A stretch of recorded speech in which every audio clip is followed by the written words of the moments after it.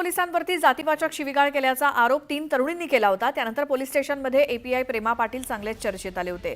मात्र आता एपीआय प्रेमा पाटील यांना पदोन्नती मिळाली आहे। प्रेमा पाटील यांची आता अंमली पदार्थ विरोधी टास्क फोर्समध्ये पोलीस निरीक्षक म्हणून नियुक्ती करण्यात आली आहे। पोलीस आयुक्त अमितेश कुमार यांनी ही नियुक्ती केली असून काही दिवसांपूर्वी कोथरूड पोलीस स्टेशनमध्ये 3 तरुणींना चौकशी करताना मारहाण आणि शिवीगाळ केल्याचा आरोप पीडित मुलींनी केला होता। मात्र या तपासात असं काही झालं नसल्याचं निष्पन्न झालं।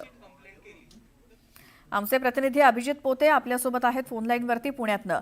अभिजित, ज्या पोलीस अधिकाऱ्यांवरती आरोप होते गेल्या काही दिवसांपूर्वी काही तरुणींकडनं, त्याच पोलीस अधिकाऱ्यांना आता बढती मिळालेली आहे, त्याबद्दल काय माहिती द्याल? श्वेता, कोथरूड पोलीस स्टेशनमध्ये झालेलं प्रकरण सगळ्यांनी आपण पाहिलं होतं। त्यानंतर या प्रकरणात सुजात आंबेडकर, रोहित पवार अशा राजकीय नेत्याची एंट्री झाली होती। ज्या तरुणी होत्या त्या तरुणींनी आरोप असा केला होता की आम्हाला पोलिसांनी जबरदस्ती पोलीस स्टेशनमध्ये नेलं आणि त्यानंतर आम्हाला शिवीगाळ, जातीवाचक शिवीगाळांनी आमची चारित्र्यावर शिंतोडे उडवण्याचा प्रकार केला आणि यामध्ये नाव आलं होतं ते कोथरूड पोलीस स्टेशनच्या एपीआय असणाऱ्या खरं तर ज्या मॅडम आहेत प्रेमा पाटील एपीआय त्यांचं। आणि त्यानंतर या सगळ्या प्रकरणानं वेगळं वळण धरलं। त्यानंतर पोलीस आयुक्तांनी या सगळ्या चौकशीचे आदेश दिले, पण आता या सगळ्या चौकशीतून काही निष्पन्न झालं नाहीये।